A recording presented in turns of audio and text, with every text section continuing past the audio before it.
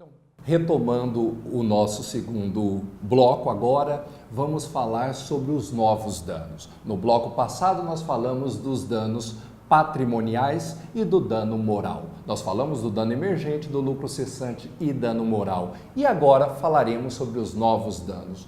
Aí vocês me perguntam, mas Fernando, eu nunca ouvi falar que existem outros danos em nenhum código, além do dano material e do dano moral. Pois é, existem, eles estão presentes no nosso ordenamento jurídico. Mas como? Onde é que eles estão?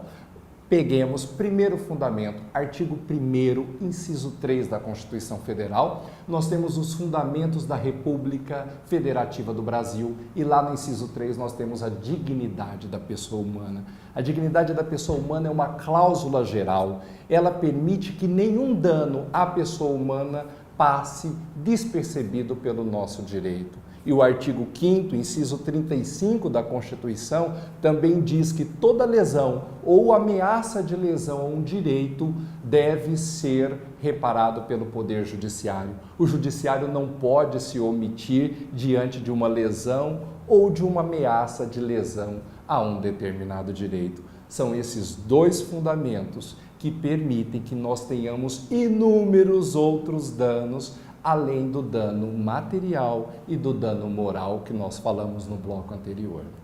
E o primeiro dano que eu trago a vocês é o dano estético. Esse dano, ele surgiu na década de 80, com um trabalho da professora da USP, professora Tereza Ancona Lopes. Ela desenvolveu uma tese em cima do dano estético, sustentando a existência de um dano diferente do dano material e do dano moral. No início, a própria professora Tereza Ancona, ela disse que esse dano estético é um dano moral. A jurisprudência da época também foi nesse sentido de encontrar o dano estético como um dano moral. Mas depois a jurisprudência começou a dizer não, isso não é apenas um dano moral, esse dano estético ele é mais do que um dano moral. E aí a jurisprudência entendeu que eu posso ter um dano material, eu posso ter um dano moral e posso também ter um dano estético. E quando acontece esse dano estético? Acontece quando ele deixa algo mais na vítima. Mais do que uma lesão a um direito da personalidade, como integridade física, que seria um dano moral, ele deixa cicatrizes, ele deixa marcas pelo corpo da vítima. Então vocês imaginem uma situação em que uma pessoa vem com uma faca e fere a outra. Nesse momento, houve dano material, porque a vítima vai ter que gastar com tratamento, com a compra de remédios. Houve dano moral? Houve uma violação à integridade física da vítima, mas também, se deixar uma cicatriz, se deixar uma marca pelo corpo da vítima, há também um dano estético. E hoje a jurisprudência do Superior Tribunal de Justiça, na súmula de número 387, ela diz que é lícita a acumulação de indenizações por dano estético e por dano moral. Portanto, nós temos danos de natureza diversa.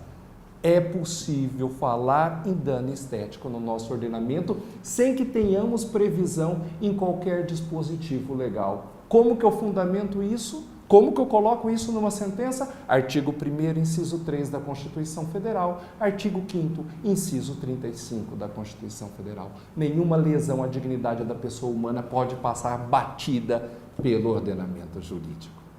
Esse é um dano. O segundo dano que eu trago para vocês é o dano da perda do tempo útil. Quantos de nós já não ligamos numa empresa de telefonia, já não ligamos numa instituição bancária e passamos horas e horas esperando um atendimento, anotando inúmeros protocolos, passando de pessoas para tentar resolver o problema, aguentando aquela musiquinha insuportável, não é verdade? Quantas vezes todos nós já passamos por isso, né? Isso não tem nenhuma punição, isso não tem nenhuma sanção.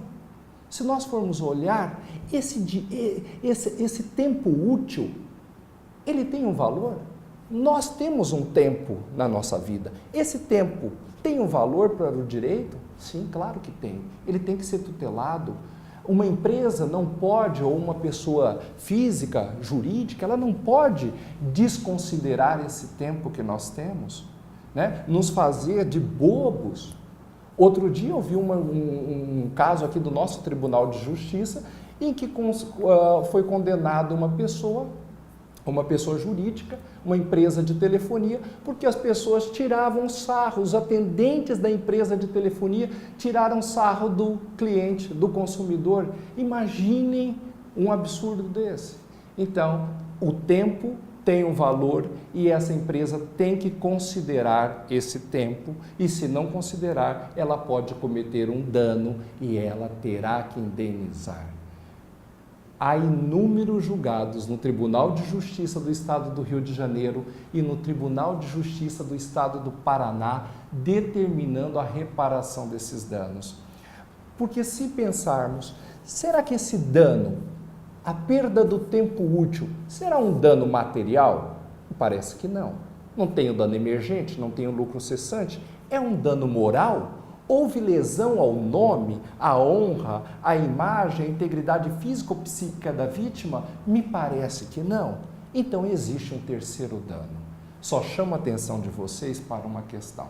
Esses julgados do TJ do Rio de Janeiro e do TJ do Paraná estão entendendo que, na verdade, essa perda do tempo útil constitui um dano moral, porque causa angústia, causa sofrimento, causa transtornos, etc. e tal. Mas eu prefiro seguir a linha da jurisprudência, da professora Judite Martins Costa, que entende que não se trata de um dano moral, é um terceiro dano. Então eu teria 3 danos no nosso ordenamento jurídico, né? O tempo útil como uma terceira modalidade de dano. Além desse, nós temos também o dano existencial.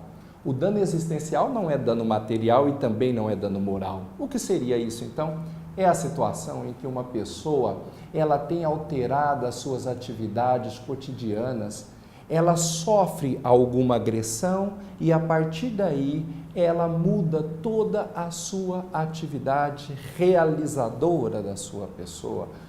Imagine a situação de uma bailarina que tem a sua perna amputada. Ela sofreu um dano material? Com certeza. Sofreu um dano moral? Sim, sua integridade física foi violada. Mas será que acabou aí? Será que não há um dano a mais nessa seara? Há sim, o dano existencial, porque essa bailarina com uma perna decepada, possivelmente ela nunca mais praticará o balé, ela nunca mais praticará aquela sua atividade cotidiana. Também vejo o caso de uma pessoa que tem que cuidar 24 horas de uma pessoa que foi acidentada, de um familiar seu que foi acidentado. Ela já não vai ter mais atividade de lazer, ela não vai ter atividade social, ela vai passar 24 horas do dia cuidando de uma pessoa enferma. Eu tenho um dano existencial, aquele dano que atinge a vida regular, a vida cotidiana, a vida realizadora da pessoa. Nós temos inúmeros julgados já no Brasil reconhecendo esse dano existencial ao lado do dano material e ao lado do dano moral. Vale a pena pesquisar no Tribunal de Justiça do Rio Grande do Sul, o desembargador Eugênio Facchini Neto, ele tem um julgado que ele separa essas 3 modalidades de dano: material, moral e dano existencial, separa cada uma delas e sustenta doutrinariamente a existência das 3 modalidades de dano. Eu sugiro jogar lá na pesquisa da jurisprudência do TJ do Rio Grande do Sul e verificar essa aula sobre dano existencial. Por fim, eu trago um novo dano para vocês também, que é o dano da perda da chance. Também, há pouco tempo não se falava nesse dano no Brasil. Ele vem importado do direito italiano e hoje ele já percorreu inúmeros tribunais brasileiros, inclusive é o tema da minha dissertação de mestrado. O estudo da teoria da perda da chance é quando uma pessoa ela faz uma outra perder uma chance na vida. Imaginem a situação de um advogado que perde o prazo de um recurso e aí essa pessoa não tem mais a oportunidade de ter o seu caso levado para um tribunal, ou o médico que não faz o exame correto, ou dá a medicação incorreta e faz a pessoa perder a chance de cura ou chance de sobrevivência. Nós temos um dano chamado de dano da perda da chance. É um dano novo que está sendo aplicado nos nossos tribunais. Um caso recente, exemplificativo dessa perda da chance é o chamado caso Show do Milhão, em que o STJ analisou o caso de uma pessoa que foi participando de um programa televisivo até chegar na última pergunta, que daria direito a concorrer a R$1 milhão em barras de ouro. Quando chegou nessa última pergunta, foi formulado quantos por cento do território nacional, segundo a Constituição brasileira, pertence aos índios? Opção A, opção B, opção C e opção D. Tantos por cento, cada uma porcentagem. Só que na Constituição brasileira não existe nenhuma porcentagem de terras para os índios. Então, não tinha resposta. A pessoa desistiu naquele momento e ficou com R$500 mil, deixando de concorrer ao prêmio de R$1 milhão. Quando saiu do programa e ela descobriu que não havia resposta, entrou com uma ação na justiça.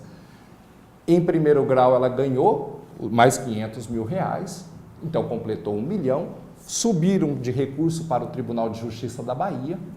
O tribunal manteve a decisão de primeiro grau e depois chegou o caso ao STJ por via do recurso especial.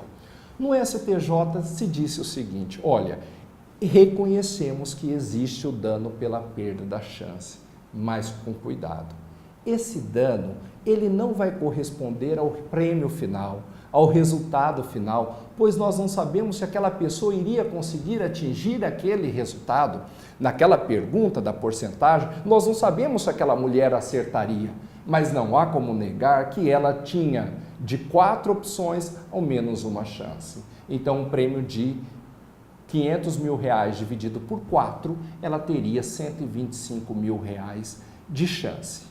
Então, com isso, o STJ deu esse dano pela perda da chance. O que fica dessa teoria, fica que o dano nunca vai ser o dano final pretendido, mas ele tem que ser indenizado, porque senão eu tenho um dano sem reparação, e um dano sem reparação estarei violando o artigo 1º, inciso 3 da Constituição.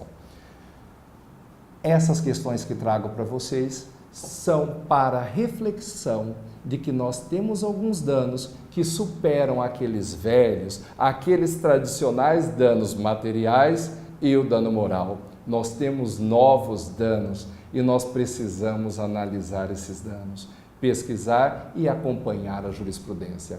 Muito obrigado, espero revê-los em breve. Até logo.